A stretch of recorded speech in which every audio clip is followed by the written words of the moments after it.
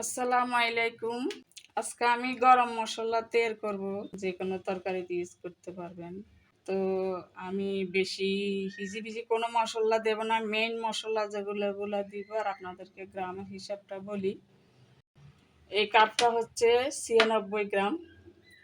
তো আমি এখন মশলা অনুপাতে এখানে 90 গ্রাম জিরা নিছি এই কাপটা। আর এই কাপটা হচ্ছে এই কাপের 3 ভাগের 1 ভাগ।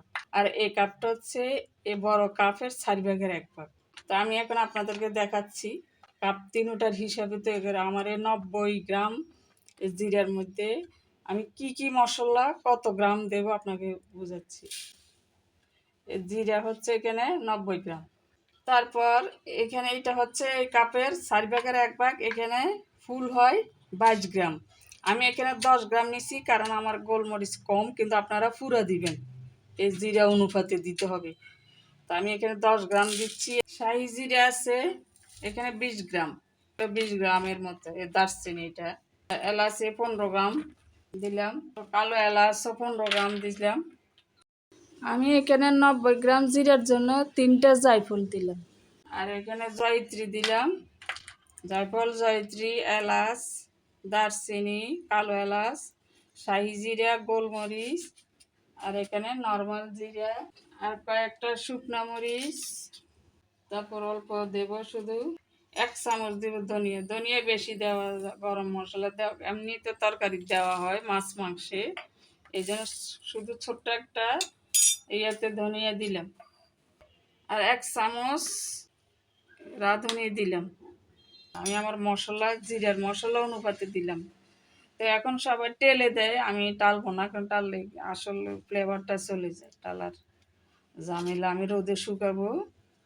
তো এখন এগুলো রেডি করি। জায়ফলটা আর কালো এলাচগুলো একটু থেতলায় নেব, আর মরিচগুলো গোটা ফেলে দিচ্ছি। আমি মেইন যে মশলা এটা দিলাম, আমি কোনো তেজপাতা উঠে সেটা আর দিলাম না, কারণ ওগুলোতে এমনিতে দেওয়া হয় মাছ মাংস।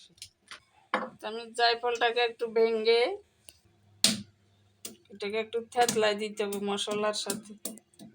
এখানে 4-5টা লবঙ্গ দিছি, লবঙ্গ বেশি দেওয়া যাবে না।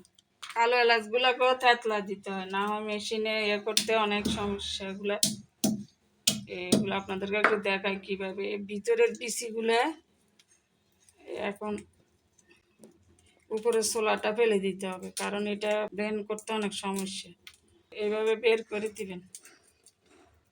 তো এবার সবগুলো রোদে শুকাত দিয়ে যখন ব্লেন্ড করার সময় একত্র করে দেবে। এখন একটু ভালো করে মেলে গুলে রোদে শুকাই দিই। ব্লেন্ড করার পরে দেখাবো আপনাদেরকে। তো আমি রোদে শুকাই এখন আনলাম, 2 ঘন্টা 3 ঘন্টা রোদে শুকাইলাম, ব্লেন্ড করে নিয়ে আসি। এখন নিয়ে আসলাম, সুন্দর একটা গ্রান বাইরেল। তো আমার হয়ে গেল গরম মশলা। এখানে 1 কেজি মাংসে 1 চামচ দিবেন, আর যদি মাছে দেন আধা চামচ দিবেন, এই 4 চামচের। আর আমি কোনো কড়া মশলা দিই না, এগুলো নিশ্চিন্তে ব্যবহার করা যাবে। মাছ মাংস সবজিতে 1 চিমটি দিবেন বাস।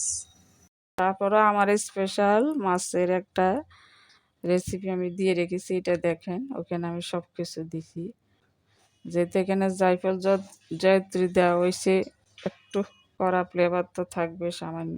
এই জন্য মাছে দিলে আধা চামচ দিবেন, আর যদি 1 কেজি মাংস রান্না করেন 4 চামচের 1 চামচ দিলেই যথেষ্ট।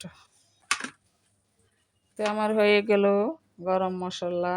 তৈরি করবেন নিজে ঘরে তৈরি মশলার আলাদা। আপনি সামান্য একটু দিলেও, সবজি রান্নার যদি একটুখানি দেন, সবজির সুন্দর ফ্লেভার আসবে। নামানোর আগে দিবেন, চুলা বন্ধ করে দিলেও সমস্যা নেই, বন্ধ করে দিয়ে একটু নেড়ে চেড়ে দিবেন, বা নামানোর 2 মিনিট আগে দিবেন। এগুলো সবজি হোক, মাছ হোক, মাংস দিতে পারবেন, সব কিছুতে দিতে পারবেন। মাছের স্পেশাল একটা আছে, এটা আমি আবার তৈরি করবি, দেখাবো। অলরেডি আমার মোবাইলে আছে, এটা দেখতে পারেন আমার চ্যানেলে। তো আজকে এই পর্যন্ত। আগামী আর একটা রেসিপি বা আর একটা উপকরণ নিয়ে আসবো। সে পর্যন্ত ভালো থাকেন, সুস্থ থাকেন। আল্লাহ হাফিজ।